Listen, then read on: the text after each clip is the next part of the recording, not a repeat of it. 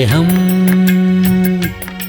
ദിവ്യസ്നേഹം, സ്നേഹം,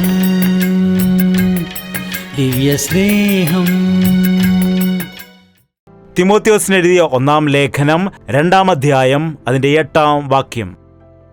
ആകയാൽ പുരുഷന്മാർ എല്ലായിടത്തും കോപവും വാഗ്വാദവും വിട്ടകന്ന് വിശുദ്ധ കൈകളെ ഉയർത്തി പ്രാർത്ഥിക്കണം എന്നു ഞാൻ ആഗ്രഹിക്കുന്നു. നാം ഇപ്പോൾ ഒരുപാട് പ്രാവശ്യം മുഴങ്കാൽ മടക്കിയുള്ള പ്രാർത്ഥനയെക്കുറിച്ച് ഇവിടെ പറയുന്നുണ്ട്. അതും ചില ക്രിസ്ത്യാനികൾ മറന്നുപോയിരിക്കുന്നു. പ്രാർത്ഥനയിൽ മുഴങ്കാൽ മടക്കി പ്രാർത്ഥിക്കണം എന്ന വിഷയം മറന്നുപോയിരിക്കുന്നു. എന്നാൽ പുരുഷന്മാർക്ക് മറ്റൊരു കാര്യത്തെ ഇവിടെ പൗലോസ് പറയുകയാണ്. എല്ലായിടത്തും, ആലയത്തിൽ മാത്രമല്ല, എല്ലാവരും കൂടി വരുമ്പോൾ മാത്രമല്ല, നിന്റെ വീട്ടിലും ഏകാന്തമായ സ്ഥലത്തും ദൈവത്തിൻ്റെ ആലയത്തിലും ദൈവസന്നിധിയിലും എല്ലായിടത്തും പുരുഷന്മാർ കോപവും വാഗ്വാദവും വിട്ടകന്ന് വിശുദ്ധമായ കൈകളെ ഉയർത്തി പ്രാർത്ഥിക്കണം. നാം പലപ്പോഴും കൈകൾ ഉയർത്തി ഹല്ലേലൂയ ഹല്ലേലൂയ എന്ന് പറയുന്നത് കേട്ടിട്ടുണ്ടെന്നാൽ കൈകൾ ഉയർത്തി പ്രാർത്ഥിക്കുന്നത് എത്ര പേർക്ക് അറിയാം? നമുക്ക് നന്മ ചെയ്യുവാൻ വേണ്ടി, നല്ല കാര്യങ്ങൾ ചെയ്യാനാണ് ദൈവം കൈകൾ തന്നത്. ആഹാരം കഴിക്കാൻ ദൈവം കൈകൾ തന്നു. ശുദ്ധീകരിക്കുവാൻ വേണ്ടി ദൈവം കൈകൾ തന്നു. നമ്മുടെ കൈകൾ കൊണ്ട് എത്രയോ പ്രയോജനങ്ങൾ ഉണ്ട്. എന്നാൽ നാം ഇത് എന്തിനു വേണ്ടിയാണ് ഉപയോഗിക്കുന്നത്? അനേകം ആളുകൾ ഈ കൈകളെ പാപം ചെയ്യാൻ വേണ്ടി ഉപയോഗിക്കുന്നു, പാപകാര്യങ്ങൾക്ക് വേണ്ടി ഉപയോഗിക്കുന്നു. വഞ്ചന ചെയ്യുന്നതിന് വേണ്ടി, മോഷണം ചെയ്യുന്നതിന് വേണ്ടി, പാപം ചെയ്യുന്നതിനായി, മറ്റുള്ളവരെ ഉപദ്രവിക്കുന്നതിന്, മറ്റുള്ളവരെ കൊല്ലുന്നതിനായി, മറ്റുള്ളവരെ ദ്രോഹിക്കുന്നതിന് വേണ്ടി ഇന്ന് എത്രയോ ആളുകൾ തങ്ങളുടെ കൈകളെ ദുരുപയോഗം ചെയ്യുന്നുണ്ട്. നാം ദൈവത്തിൻ്റെ മക്കളായി കഴിയുമ്പോൾ നമ്മുടെ ശരീരം ദൈവത്തിൻ്റെ മന്ദിരം ആയിരിക്കുന്നു. നമുക്ക് ദൈവം കൈകൾ തന്നത് കൈകൾ കോർത്ത് പ്രാർത്ഥിക്കുന്നതിനാണ്, മറ്റുള്ളവരെ സഹായിക്കുന്നതിനായി, മറ്റുള്ളവരുടെ കണ്ണുനീർ തുടയ്ക്കുന്നതിനായി, മറ്റുള്ളവർക്ക് പങ്കുവയ്ക്കുന്നതിനായി, മറ്റുള്ളവർക്ക് നന്മ ചെയ്യാൻ ദൈവം നമുക്ക് കൈകൾ തന്നു. പ്രാർത്ഥന ചെയ്യുന്ന ആളിൻ്റെ പ്രാർത്ഥന ദൈവം കേൾക്കുന്നില്ലെങ്കിൽ അതിൻ്റെ അർത്ഥം നിന്റെ ഹൃദയത്തിൽ പാപം ഉണ്ടായിരിക്കുവാൻ പാടില്ല. നിന്റെ ശരീരത്തിലും പാപവും പാപത്തിൻ്റെ ശീലവും ഉണ്ടായിരിക്കുവാൻ പാടില്ല. വിശുദ്ധമായ കരങ്ങൾ ഉയർത്തി. ഇനി ഒരു വിഷയം, ചിലർ കോപത്താൽ പ്രാർത്ഥിക്കുന്നവരുണ്ട്.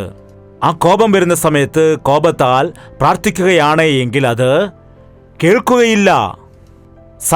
സന്ദേഹത്തോടെ പ്രാർത്ഥന ചെയ്താൽ നമുക്ക് മറുപടി ലഭിക്കില്ല.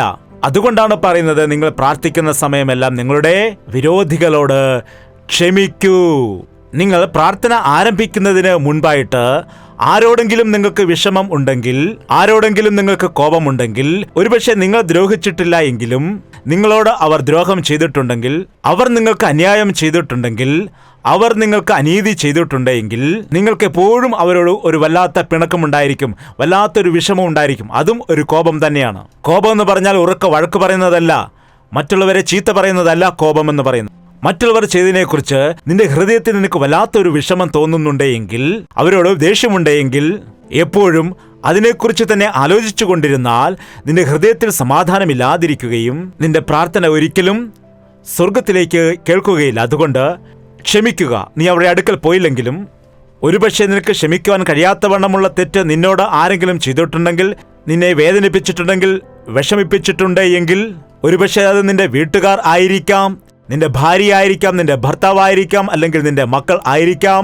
നിന്റെ മാതാപിതാക്കളായിരിക്കാം, നിന്റെ കൂട്ടുകാരായിരിക്കാം, നിന്റെ കൂടെ ജോലി ചെയ്യുന്ന ആളുകളായിരിക്കാം. ആരാണെങ്കിലും നമുക്ക് കോപമുണ്ടാകുന്നത് സാധാരണമാണ്. എന്നാൽ നിന്റെ മനസ്സിൽ കോപം വന്നിട്ട് പാപം ചെയ്യാൻ ഇടയാകരുത്. നിന്റെ കോപം സൂര്യൻ അസ്തമിക്കുവോളം നീട്ടിവെക്കരുതെന്ന് ദൈവവചനം പറയുന്നു. അതുകൊണ്ട് നീ പ്രാർത്ഥിക്കുക. ആരോടും കോപപ്പെടാതെ നീ ശ്രമിച്ചുകൊണ്ട്, മനസ്സിൽ ഒരുവിധമായ സംശയവുമില്ലാതെ, നിന്റെ കൈകൾ കൊണ്ട് ചെയ്ത തെറ്റുകളെല്ലാം ഏറ്റുപറഞ്ഞ് ക്ഷമ പ്രാപിച്ച് നിന്റെ വിശുദ്ധമായ കരങ്ങൾ ഉയർത്തിക്കൊണ്ട് പ്രാർത്ഥിക്കണം. കൈകൾ ഉയർത്തി പ്രാർത്ഥിക്കേണ്ടതാണ്. നാം അനേക പ്രാവശ്യവും പ്രാർത്ഥിക്കുന്നുണ്ട്, എന്നാൽ ഇങ്ങനെ നാം അനുവർത്തിക്കുന്നില്ല. എപ്പോഴാണോ ദൈവസന്നിധിയിൽ ചെന്നിട്ട് നാം കൈകൾ ഉയർത്തി പ്രാർത്ഥിക്കുന്നത്, കർത്താവേ, ഞാൻ നിസ്സഹായനാണ്, എന്നെ സഹായിക്കൂ, ഞാൻ നിന്നെ അനുസരിക്കുകയാണ്, നിന്റെ ഹിതം ചെയ്യണം, നിന്റെ ഇഷ്ടം ചെയ്യൂ, നിന്റെ ഹിതം എന്നിൽ നിറവേറ്റണം, നിന്റെ ഇഷ്ടം എന്നിൽ നിറവേറ്റണം. നീ പറയുന്ന പോലെ ഞാൻ ചെയ്യാം, നീ പറയുന്ന പോലെ പ്രവർത്തിക്കാം. നിനക്ക് കീഴ്പ്പെടാമെന്ന് സമർപ്പിക്കുകയാണത്. കൈകൾ ഉയർത്തുന്ന സമയത്ത് മുകളിലേക്ക് കൈ ഉയർത്തുമ്പോൾ മുകളിലുള്ള സ്വർഗത്തിലേക്ക് നാം കൈ ഉയർത്തുകയാണ്. നാം ഇങ്ങനെ മുൻപോട്ട് കാണിക്കുകയാണെങ്കിൽ അത് മനുഷ്യരോടാണ് പറയുന്നത്. ദൈവത്തോട് ഇങ്ങനെ ആരെങ്കിലും പറയുമോ? എന്താണ്? ദൈവത്തെങ്കിലേക്ക് കരങ്ങൾ ഉയർത്തുന്ന സമയത്ത് സ്വർഗത്തിൽ കുലുക്കം ഉണ്ടാകും. നാം സ്വർഗത്തിലേക്ക് കരങ്ങൾ ഉയർത്തി പ്രാർത്ഥിക്കുമ്പോൾ, കർത്താവിങ്കിലേക്ക് പ്രാർത്ഥിക്കുന്ന സമയം നിന്റെ തലയ്ക്ക് മീതെ ഉള്ളതായ, നിന്റെ വീടിന് മേലെ ഉള്ളതായ, മുകളിൽ സഞ്ചരിക്കുന്ന ദുരാത്മാക്കൾ എല്ലാം നീ ഉച്ചരിക്കുന്ന ദൈവത്തിന്റെ നാമം അനുസരിച്ച് പിശാചിന് നിൽക്കുവാൻ കഴിയത്തില്ല. യേശുവിന്റെ നാമമെന്ന് പറയുമ്പോൾ പിശാചിന് ഡ്രന്നാവും, തീ ഇറങ്ങുന്നത് പോലെ തോന്നും. നിങ്ങൾ കണ്ടിട്ടില്ലേ, ചില സമയത്ത് ദൈവസന്നിധിയിലായിരിക്കുമ്പോൾ യേശുവിന്റെ രക്തത്താൽ ജയമെന്ന് പറഞ്ഞ് നമ്മൾ പാടുന്ന സമയത്ത് ചില ആളുകൾ ചെവി ഇങ്ങനെ പൊത്തിപ്പിടി, നിർത്തു നിർത്തു നിർത്തു എന്ന് പറയും. എന്താണ് സംഭവിച്ചത്? ആ നാമം കേൾക്കാൻ കഴിയില്ല, പിശാചിന് അവിടെ ഇരിക്കുവാൻ കഴിയില്ല. നിങ്ങൾ എപ്പോഴാണ് യേശുവിന്റെ നാമത്തിൽ പ്രാർത്ഥിക്കുന്നത്, ആ അന്തരീക്ഷമെല്ലാം ക്ലിയറായി മാറാനിടയാകും. അന്ധകാരത്തിന്റെ മണ്ഡലമെല്ലാം അഴിഞ്ഞു പോകാനിടയാകും. സ്വർഗത്തിൽ നിന്ന് ദൂതന്മാരുടെ സമൂഹം നിനക്ക് ഇറങ്ങി വരും.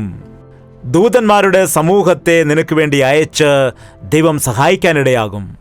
യഹോവയിൽ ഭയഭക്തിയോടെ ആയിരിക്കുന്നവരുടെ ചുറ്റും അവന്റെ ദൂതന്മാർ കാവലായിരിക്കുന്നു. അതുകൊണ്ട് നാം കൈ ഉയർത്തി പ്രാർത്ഥിക്കുമ്പോൾ സ്വർഗത്തിൽ ചലനങ്ങൾ ഉണ്ടാകുന്നു. കർത്താവിനെ വിളിക്കുകയാണെന്ന്, സ്വർഗത്തോട് അപേക്ഷിക്കുകയാണെന്ന്. മുഴങ്കാൽ മടക്കി പ്രാർത്ഥിക്കുക എന്നത് എളുപ്പമാണോ ബുദ്ധിമുട്ടാണോ? ബുദ്ധിമുട്ടാണ്. കൈകൾ ഉയർത്തി പ്രാർത്ഥിക്കുന്നത് എളുപ്പമാണോ ബുദ്ധിമുട്ടാണോ? എത്ര സമയം കൈ ഉയർത്തി പിടിക്കാൻ കഴിയും? എല്ലാവരും കൈ ഉയർത്തി നോക്കുക. നമുക്കൊരു മത്സരം നടത്താം, പിന്നീട് നമുക്ക് സമയമില്ല. ഹല്ലേലൂയ. നമ്മൾ കൈകൾ ഉയർത്തിയിരിക്കുന്ന സമയം ആകാത്ത വഴി നടക്കുന്ന മത്സരമുള്ള ജനത്തിങ്കിലേക്ക് ഞാൻ ഇടവിടാതെ കൈ നീട്ടുന്നു. യേശുക്രിസ്തു തന്റെ കൈകൾ നീട്ടിയിട്ട് എത്ര നേരമാണ് നമ്മെ കാക്കുന്നത്? നിരന്തരമായി ദിവസം മുഴുവൻ നമ്മുടെ കർത്താവ് നമുക്ക് വേണ്ടി കൈകൾ നീട്ടുന്നു. മോശ കൈകൾ ഉയർത്തി പ്രാർത്ഥിക്കുന്ന സമയത്ത് അമാലേക്ക് പരാജയപ്പെടാനിടയായി.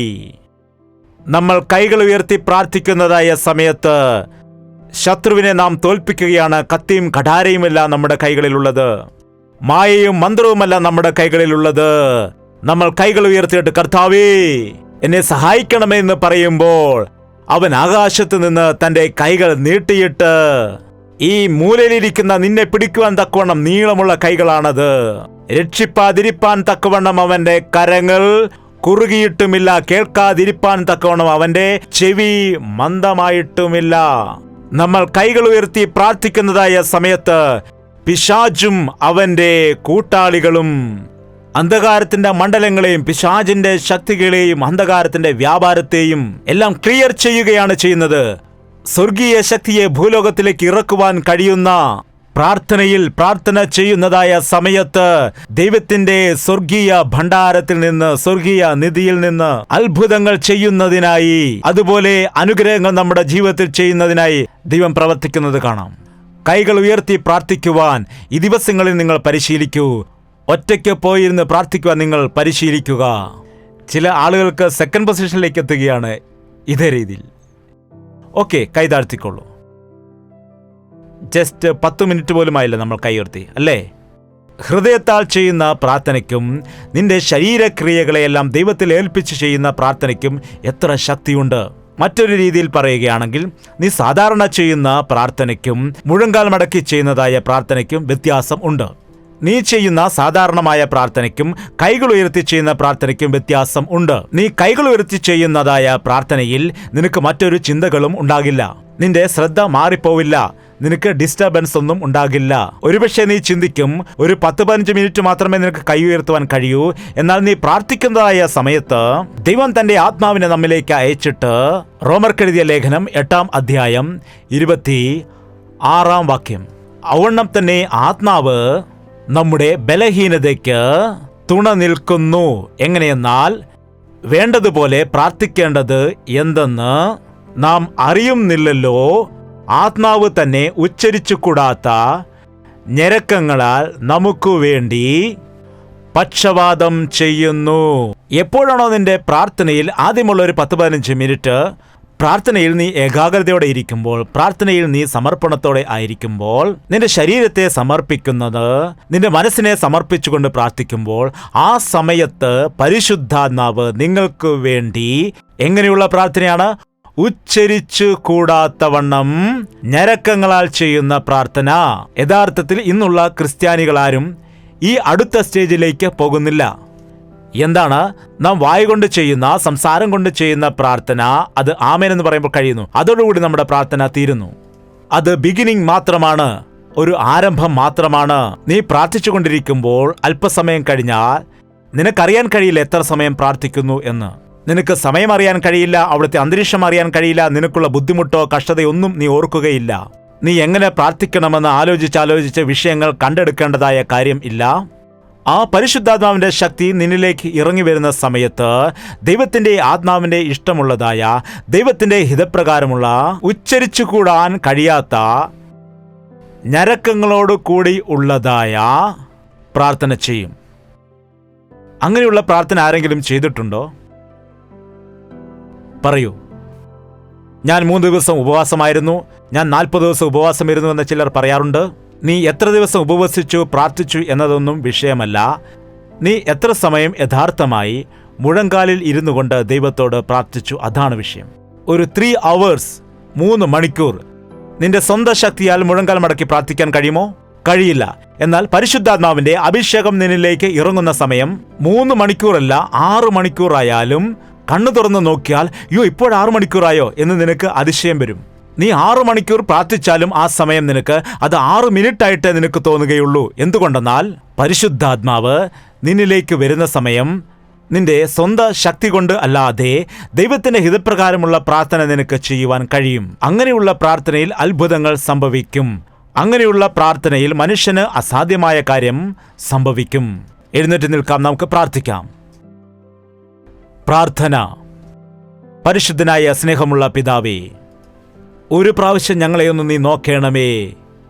ഞങ്ങളെല്ലാവരും കൈകൾ ഉയർത്തി നിന്റെ സന്നിധിയിൽ നിൽക്കുകയാണ്. ഞങ്ങളെ എല്ലാവരെയും നിന്റെ സന്നിധിയിലേക്ക് ഞങ്ങൾ ഏൽപ്പിച്ചു തരികയാണ്. ഞങ്ങൾക്ക് ചെയ്യുവാൻ കഴിയാത്ത കാര്യങ്ങളെ നിന്റെ കരങ്ങളിലേക്ക് ഞങ്ങൾ ഏൽപ്പിച്ചു തരികയാണ്. സ്വർഗത്തിൽ നിന്നും നിന്റെ ദൂതന്മാരെ അയച്ച്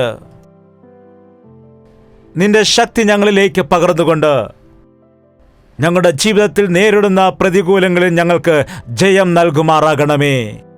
ഞങ്ങളെ വിഴുങ്ങുവാൻ വേണ്ടി പരിശ്രമിക്കുന്ന പിശാചിന്റെ ശക്തികളുടെ വായ നീ അടയ്ക്കുമാറാകണം. ഞങ്ങളെ നശിപ്പിക്കുന്നതിന് വേണ്ടി, ഞങ്ങളെ തകർത്തു കളയുന്നതിന് വേണ്ടി പരിശ്രമിക്കുന്ന നരകത്തിന്റെ ശക്തികളെ നീ ബന്ധിക്കണമേ. വാഴ്ചകളെയും അധികാരങ്ങളെയും അന്ധകാരത്തിന്റെ ശക്തികളെയും നസ്രയനായ യേശുക്രിസ്തുവിന്റെ നാമത്തിൽ അഴിച്ചു കളയുകയാണ്. നിന്നെ തൊടുന്നവൻ എൻ്റെ കണ്ണിന്റെ കൃഷ്ണമണിയിൽ ആണ് തൊടുന്നതെന്ന് പറഞ്ഞ കർത്താവേ, ഞങ്ങളുടെ കുടുംബത്തിന് ചുറ്റും നിന്റെ വേലി കെട്ടണമേ കർത്താവേ.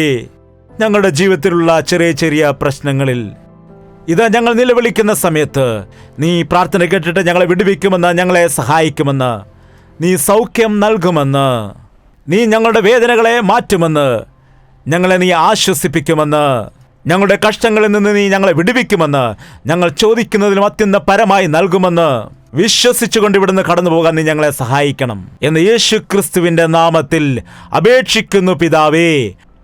നമ്മുടെ പിതാവായ ദൈവത്തിന്റെ സ്നേഹവും പുത്രനായ യേശുക്രിസ്തുവിന്റെ കൃപയും ആശ്വസിപ്പിച്ച് വഴി നടത്തുന്നതായ പരിശുദ്ധാത്മാവിന്റെ കൂട്ടായ്മയും സഹവാസവും നാം എല്ലാവരോടു കൂടെ ഉണ്ടായിരിക്കുമാറാകട്ടെ. ആമേൻ, ആമേൻ, ആമേൻ.